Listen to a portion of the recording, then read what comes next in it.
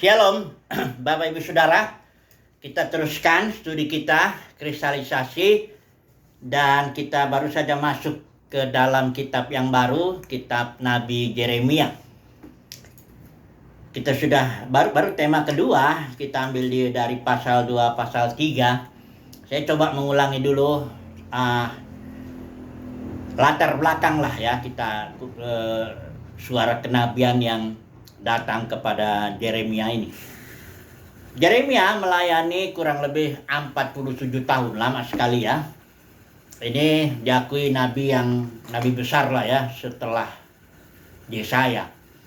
Dan nabi ini melayani dalam ada 5 raja. Ini khusus kepada Yehuda, nabi Yeremia ini sebelum dan sesudah kota Yerusalem dihancurkan oleh Raja Nebukadnezar, ya temboknya, ya bait sucinya, ya rumah-rumah pembesarnya, itu dihancurkan pada tahun 586 sebelum Masehi, ya. Dan Yeremia ini, nabi ini melayani, ada Raja Yosia, ini raja baik ya. Ya, mulai pelayanannya di sana. Kemudian ada Yoahas ya, itu hanya 3 bulan. Ini semua setelah itu ada 4 raja, itu semuanya jahat ya. Yoyakim, nah ini Yoyakim ini sudah dihajar, sudah dibuang orang Yehuda sebagian, tapi kerajaannya belum runtuh ya. Masih ada raja berikut, Yoyakin dan juga Sedekia. Yang terakhir ini Sedekia inilah tahun 586 itu dihancurkan, semua betul-betul dihancurkan, baik sucinya dihancurkan, perabotannya habis semuanya ya.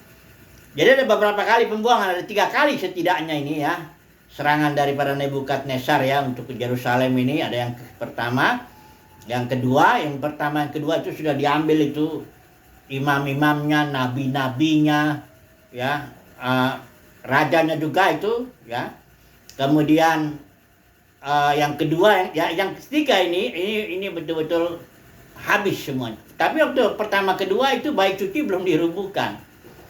Dan masih banyak nabi-nabi palsunya ini dia Yeremia ini melayani, nanti kita lihat di pasal-pasal ini. Dia terlalu banyak. Nah, memang begitulah di tiap zaman itu nabi palsu itu lebih banyak daripada nabi aslinya. Di zaman Yeremia ini ada di situ Nahum, Zefanya, Habakuk ya. Ada juga yang udah terbuang itu Daniel, Yeskiel. Tapi kalau nabi palsunya, ya bayangin aja kalau di dalam zaman Raja Ahab itu bisa 400 atau 450, total itu udah berapa itu. Sementara yang diselamatkan itu nggak sampai 100 lah kurang lebih yang oleh nabi-nabi yang bahkan nggak disebut namanya, nabi asli tapi itu diselamatkan oleh siapa? Obadja itu ya. Elisa, hanya sedikit sekali nabi-nabi dibanding dengan nabi palsunya. Jadi bisa dikatakan pokoknya kalau nabi palsu di tiap zaman itu biasanya mayoritas itu. Guru palsu, nabi palsu itu mayoritas ya. Dan nabi palsu itu biasanya bicara damai sejahtera. Ya, waktu misalnya udah terbuang itu orang Israel ke Babel, dia bilang, oh enggak, kita Babel itu akan ditaklukkan, dia akan kembali lagi, perkakasnya akan balik ke Yerusalem, pokoknya damai sejahtera lah ya. Padahal kalau Nabi Yeremia bilang itu 70 tahun di sana. Ya memang Tuhan akan pulihkan umatnya. Itulah tema kita saat ini, pemulihan. Tapi yang dipulihkan Sion dulu, ya. Prinsip kerja Tuhan tidak langsung semua Israel dipulihkan. Memang akhirnya semua dipulihkan. Karena dalam surat Roma juga dibilang seluruh Israel pada akhirnya akan diselamatkan. Bahkan kalau kita lihat dari rencana Bapa, ketika dia menjadikan manusia serupa segambar dengan dia untuk berkuasa atas segala sesuatu, bahkan kita Mazmur kita bahas itu, bahwa segala sesuatu pada akhirnya akan ditaklukkan kepada kaki manusia, hanya ada urut-urutannya. Nah ini kita akan bahas juga sedikit urut-urutannya ini. 1 Korintus 15 itu urut-urutan kebangkitan dibilangnya, ganti tubuh baru ya, itu ada urut-urutannya, ada 3 urutannya itu. Nanti kita lihat ya, yang pertama Yesus, yang kedua kedatangannya itu nanti ada buah sulung, baru berikut ada buah-buah berikutnya ya, sampai semuanya mendapat tubuh baru, semua manusia ya. Nanti kita lihat ya. Tapi ini dulu lah ya, kita mulai dulu dengan teguran-teguran ini. Dosa-dosa daripada umat pilihan Tuhan. Ini kita bicara umat pilihan Tuhan ya, dosa-dosanya. Coba dulu kita baca pasal 2 ayat yang kedua dan sampai ketiga ini ya. Perhatikan di sini, firman Tuhan datang kepadaku bunyinya, pergilah memberitahukan kepada penduduk Yerusalem dengan mengatakan beginilah firman Tuhan. Aku teringat kepada kasihmu pada masa mudamu, kepada cintamu pada waktu engkau menjadi pengantin, bagaimana engkau mengikuti aku, kata Tuhan, di padang gurun, di negeri yang tiada tetaburannya. Ketika itu Israel kudus bagi Tuhan sebagai buah bungaran dari hasil tanahnya ya. Kemudian ini pasal 2 pasal 3 menjelaskan kepada kita ketika Israel di padang gurun baru keluar dari Mesir itu dengan 10 mujizat yang luar biasa itu ya. Mereka keluar siap berjalan ke Gunung Sinai untuk ikat perjanjian di sana. Memang perjanjian, kita tahu perjanjian lama itu bersifat seperti suami dengan istri. Itu makanya nanti kalau di sini dilihat kalau Israel murtad itu dianggap berzina. Ya. Jadi dikatakan Israel ketika itu kudus di padang gurun itu, di negeri yang tiada tetaburannya. Nah, kemudian setelah masuknya ayat 7 ya. Aku telah membawa kamu ke tanah yang subur untuk menikmati buahnya. Ini tanah perjanjian maksudnya ya. Dan segala yang baik daripadanya. Tetapi segera setelah kamu masuk, kamu menajiskan tanahku.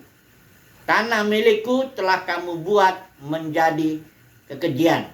Yang najisnya itu dibikin ini, dibilangnya para imam tidak lagi bertanya. Jadi mulainya biasanya memang para pemimpinnya ini. Para imam tidak lagi bertanya di manakah Tuhan, ya. Kemudian bagian bawah para gembala Israel ini mendurhaka terhadap aku, terutama zaman hakim-hakim itu ya, setelah zaman Yosua masuk zaman hakim-hakim ini gembala-gembala Israel itu para hakim. Zaman para hakim ya. Kemudian para nabi bernubuat demi Baal. Mereka mengikuti apa yang tidak berguna. Jadi imam, gembala-gembala, nabi itu sudah langsung itu. Begitu masuk tanah perjanjian udah mulai, ya. Memang zaman kemasan Israel bisa dibilang zaman Yosua lah, ya. Ketika Yosua bawa orang Israel masuk ke tanah perjanjian, di situ ada bagian Alkitab firman Tuhan mengatakan dari segala yang dijanjikan Tuhan tidak ada yang tidak dipenuhi. Artinya semuanya digenapi. Bisa dibilang lah zaman Joshua, Kaleb dan Eliezer itu nanti masih ada beberapa angkatan itu. Tapi begitu angkatan itu mati, udah. Israel mulai merosot terus ya. Kalaupun ada hakim jatuh lagi, nanti dibangkitkan Tuhan hakim jatuh lagi. Gitu kayak muter kayak yoyo apalah. Kayak yoyo itu kehidupan Israel. Sampai akhirnya Israel minta raja. Dengan catatan zaman Samuel itu minta raja itu berarti menolak Tuhan sebagai raja. Terus akhirnya zaman Salomo bahkan jatuh Salomo yang begitu hebatnya luar biasa ke dalam penyembahan berhala gara-gara istri-istrinya itu ya. Terus sudah setelah pecah kerajaan utara itu nggak ada bahkan di kerajaan utara raja yang baik, nggak ada. Semuanya jahat, penyembahan berhala semua ya. Ya bayangin nabi palsunya itu pun berjubel tabun di zaman saya bilang zaman Ahab itu. Elia itu melayani, udah 400 itu Asyera. Kalau Nabi Baal barangkali 450, udah 850 dibanding Nabi aslinya sedikit sekali, ya. Minoritas, bukan bisa hitung jari lah kalau itu sedikit sekali dibanding dengan yang palsunya itu, ya. Nah jadi inilah dia dosa umat Tuhan ya. Sebenarnya di padang gurun itu juga, ketika Israel dari Mesir itu datang ke Gunung Sinai. Itu kalau dihitung itu hanya berapa bulan itu ya. Dan berdiamlah Israel itu di Gunung Sinai itu selama 11 bulan kurang lebih. Nah di situ juga udah mulai. Ketika Musa sedang di atas gunung, karena orang Israel nggak boleh datang mendekat ke puncaknya. Ketika Musa di atas gunung itu, Israel sudah minta anak lembu emas. Ya, itulah yang membuat suku Lewi jadi mendapat keimaman? Karena ketika Musa turun, dia melihat, waduh, Israel sudah apa? Dia banting itu dua hukum loh batu itu. Dan dia bilang, siapa yang berpihak kepada Tuhan? Datang kepadaku, kata Musa. Yang datang cuma suku Lewi. Ya. Akhirnya keimamannya itu jatuh kepada suku Lewi. Itu bukan rencana semula. Kalau saudara baca Keluaran 19, Israel itu dirancang semula. Semuanya imam-imam. Artinya bangsa Israel menjadi kepala bangsa-bangsa lain. Imam menjadi imam, raja. Ada 3 itu dalam Keluaran 19. Yang pertama, Israel akan menjadi bangsa yang kudus, dipisahkan untuk Yahweh. Yang kedua, menjadi harta kesayangannya. Yang ketiga, menjadi raja-raja dan imam-imam. Semua bangsa, semua suku, imam-imam. Dengan catatan imam itu kan perantara, membawa bangsa-bangsa lain kepada Yahweh dan membawa Yahweh kepada bangsa-bangsa lain. Artinya Israel menjadi berkat bagi seluruh kaum, bagi seluruh bangsa. Karena itulah kalau perjanjian Israel, perjanjian Musa kan sambungan daripada perjanjian Abraham. Abraham itu El Shaddai bicara, olehmu dan seluruh keturunanmu, olehmu dan keturunanmu seluruh kaum di muka bumi akan diberkati. Jadi, tapi inilah dosa umat pilihan Tuhan. Akhirnya keimaman pun jatuh kepada suku Lewi. Bukan hanya itu, akhirnya dibuang lah. Kerajaan utaranya dibuang tahun 722 sebelum Masehi, duluan. Karena kerajaan utara tuh yang 10 suku itu nggak ada raja yang bagus. Jahat semua itu raja, menyembah berhala semua. Ya. Kemudian yang ini nih, Nabi Yeremia melayani nih. Itu 47 tahun total itu Yeremia melayani. Hasilnya Yehuda toh dibuang juga. Ya, kerajaan Yehuda itu, ya. Tahun 586. Nggak ketolong lagi istilahnya. Kecuali dibuang, ya. Nanti dari dibuang barulah 70 tahun baru Tuhan pulihkan.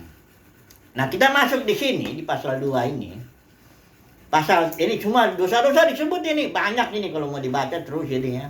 Di pasal 3-nya atau intinya engkau mencemarkan negeri dengan jinahmu. Nah, ini ya. Berzina ya, karena perjanjian lama itu adalah seperti perjanjian suami dengan istri ya. Kemudian dikatakan di sini ada pasal 3 itu Sion. Ya, mana dia? Di pasal 3 itu ayat 14. Mari kita baca dulu sebentar ini ya. Ayat 14-nya. Nah. Dikatakan di sini, saya baca ya. Kembalilah hai anak-anak yang murtad. Ini Israel ini diminta. Demikianlah firman Tuhan, karena aku telah menjadi Tuhan atas kamu. Ini Baal ini Israel berani bisa diterjemahkan suami ya. Aku telah menjadi suami atas kamu. Aku akan mengambil kamu. Perhatikan ini ya.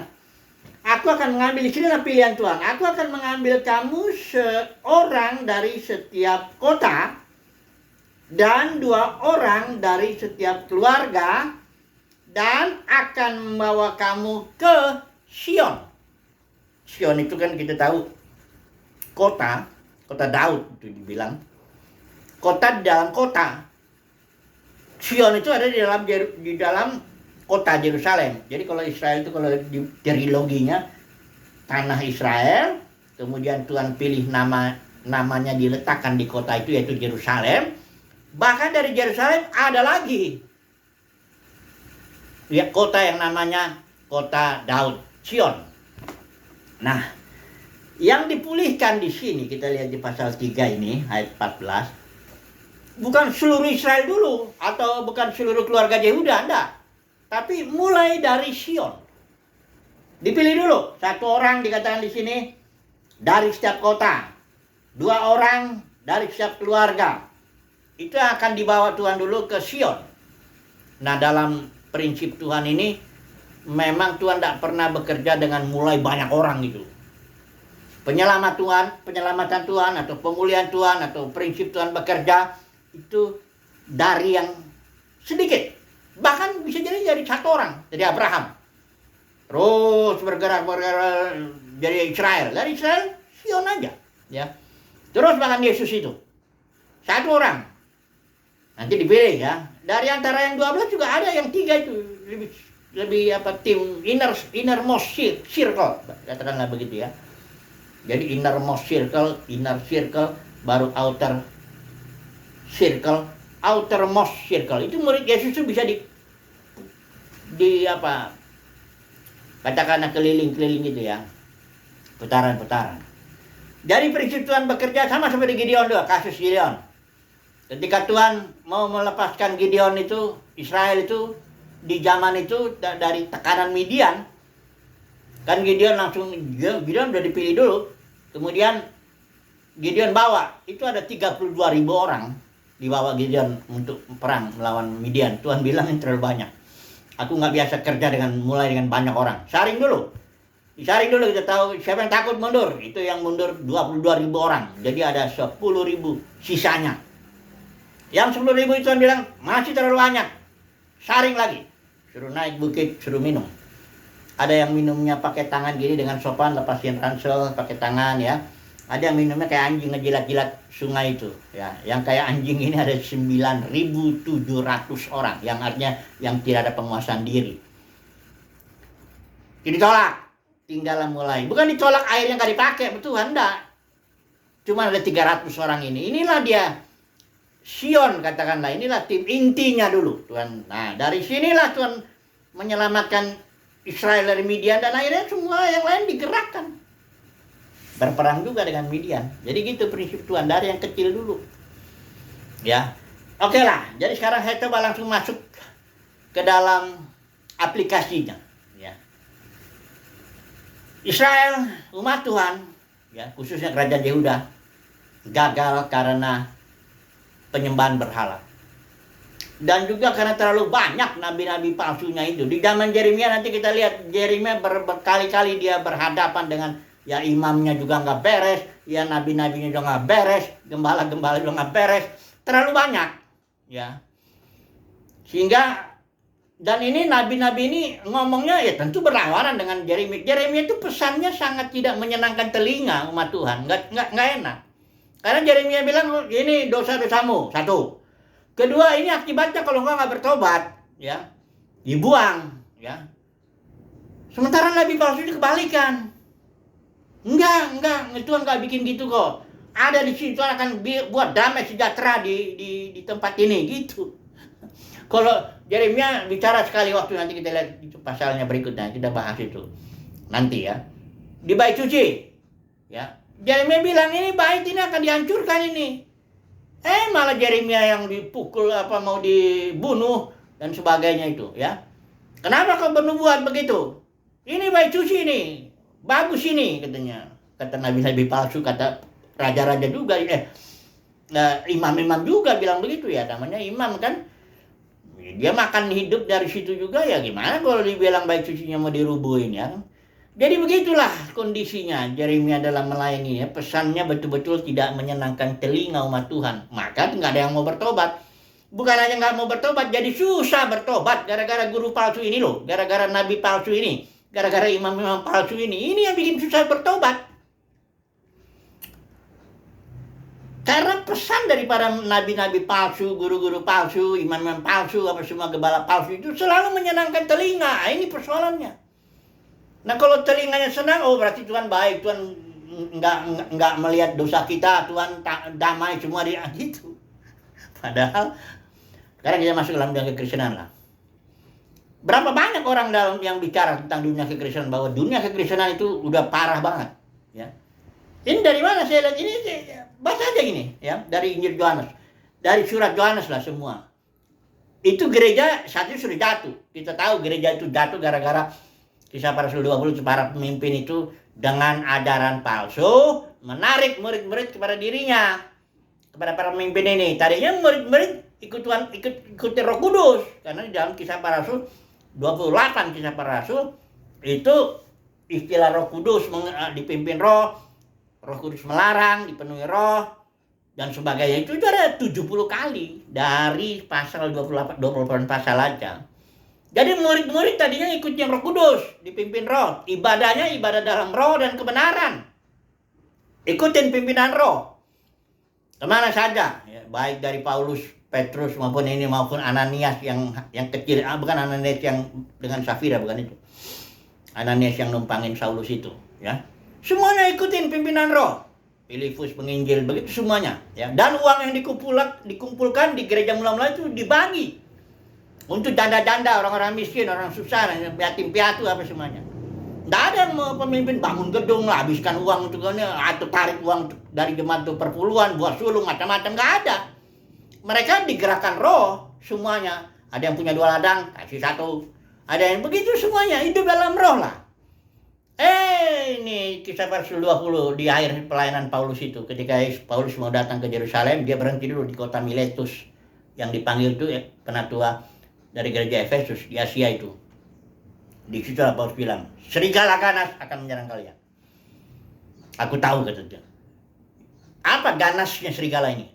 Yaitu kalian nanti dengan ajaran palsu, beberapa dari antara kalian tarik murid-murid kepada dirimu. Mulai di zaman itu, para pemimpin tarik murid kepada dirinya. Ya, kalau udah narik murid kepada dirinya, narik uangnya juga. Ya, mulailah abad 1, abad 2, 200 tahun pertama nggak ada yang bangun gedung. Lama-lama hierarki masuk, sistem pemerintahan masuk, para pemimpin mulai. Yang terutama itu dalam sejarah itu ada seorang yang namanya Ignatius. Itu kayaknya bishop di Alexandria. Atau di Antioquia dia. Ya. Itu saya pernah kutip itu. Bukunya ada The Apostolic Fathers. Itu ada saya kutip-kutip. Sekarang saya nggak lihat ya bukunya. Itu dia sendiri yang bilang bahwa episkopos dengan presbyteros itu beda.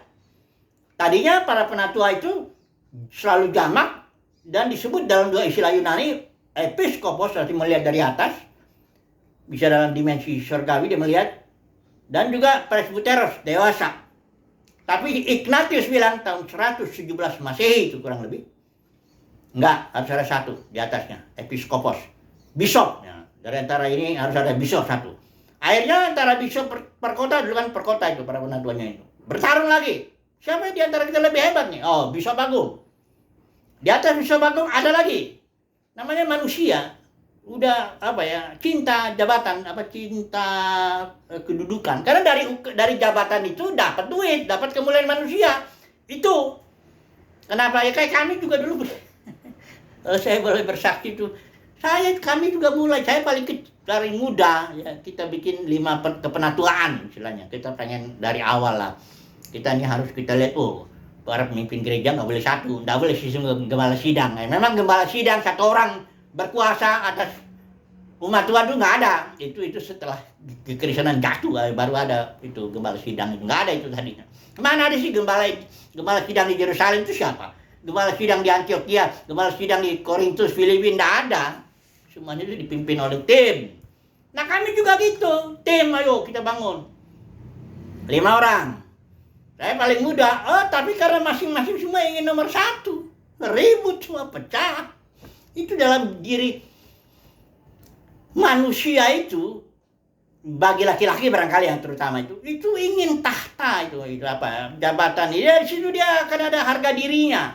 Ya, dihormati dia oleh orang banyak. Dihargai dia. Ya. Dari situ kan uang. Ya. Dan itu dalam sekali, berakarnya dalam banget. Karena saudara jangan pikir Ignatius itu yang tahun 117 Masehi itu yang ngajarin, yang pertama kali masuk hierarki, jenjang otoritas manusiawi itu, awalnya masuk itu orang percayanya sejarah itu Ignatius. Ya, dia melawan pertama kali ngomong begitu. Jemaat harus tunduk kepada bishop. Kau gak boleh berbuat apa-apa tanpa bishop dan sebagainya. Penundukan diri lah. Ya kalau sekarang populernya tudung rohani. Nggak ada tudung rohani, ajaran dari mana itu. Itu dari Ignatius awalnya itu. Tapi dikembangkan sekarang ya biasa. Karena itu kan taktik para pemimpin untuk menangkap, menjerat umat Tuhan. Jangan keluar dari situ. Bahkan dibilang kau jangan berontak ya. Nanti kau nggak ini biji mata Tuhan ini. Oh, dia yang biji mata Tuhan. Yang lain nggak tahu biji mata apa. Inilah kondisinya sekarang. Pecahlah gereja yang tadinya organisme, yang tadinya ngikutin Roh Kudus. pecah menjadi ribuan. Sekarang ini 40.000 ada yang menebak itu denominasi itu, organisasi. Masing-masing dengan aturan agamawinya masing-masing. Yang ada yang aturannya kejam, ada yang kejam aturannya. Termasuk itu buah sulung, itu kejam. Kau kasih sini 1 bulan gajimu, ya. Bulan Januari, setor sini, ya. Ini yang mengatakan ini terkenal sekali lah. Sering saya sebut. Kalau dia di YouTube itu Pak Niko lah. Tapi bukan hanya Pak Niko Nyoto Raharjo, nggak cuma dia. Dia diikuti juga oleh banyak. Karena dia katanya yang zamannya kalau di total itu 100.000. Tadi teman saya soalnya itu ikut dia. 100.000 itu yang maksudnya panjang, apa namanya itu, cabang-cabangnya di total segitu, ya. Nggak ada itu aja. Buah sulung itu di sini orang ya, di zaman Perjanjian Baru tuh memang buah sulung itu, ini ajaran palsu itu, buah sulung perpuluhan juga.